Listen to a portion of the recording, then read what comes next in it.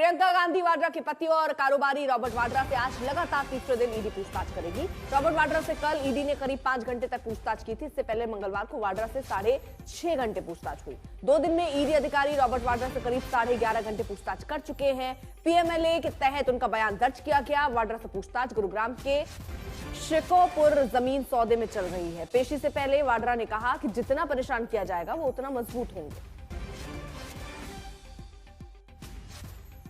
पर मैं जिस तरीके का व्यक्ति हूं, मैं जितना प्रेशर डालोगे, परेशान करोगे, उतना मैं मजबूत होकर वापस आऊंगा और उभर के आऊंगा। और क्योंकि मेरे पास लोगों की शक्ति है, लोग मेरे साथ हैं, जुड़े हुए, एकजुट हैं। मैं लोगों की बात रखता हूं।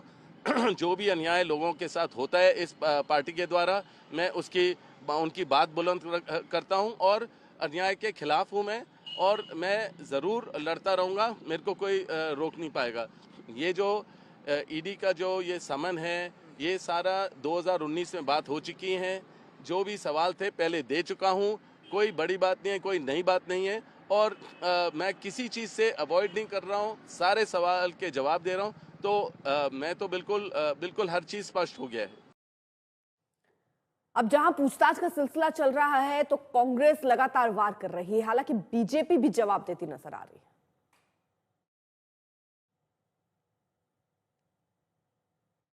तो ये उनको डरा के रखने के लिए वो कोशिश कर रहा है।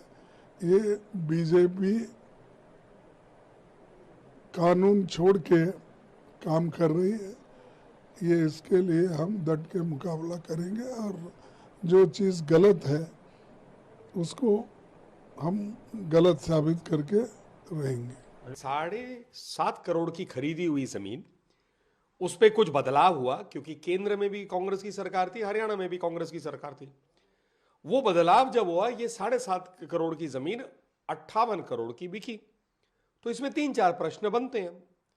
पहला कि क्योंकि कांग्रेस सत्ता में दोनों जगह थी और रॉबर्ट वाड्रा जी प्रथम परिवार जो है कांग्रेस पार्टी का, नेहरू गांधी परिवार, उससे जुड़े हुए हैं, तो क्या उन्होंने कोई फायदा लिया था सरकार से?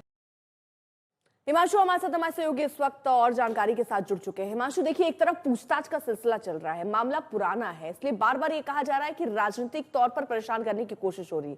11-11 घंटे सवाल जवाब हो रहे हैं। इससे पहले हमने देखा था कि नेशनल हेराल्ड केस में राहुल गांधी से 50-50 घंटे की पूछताछ हुई थी। तो क्या ये राजनीति से जुड़ा मामला लगता है या इस मामले में वाकई कोई जान है?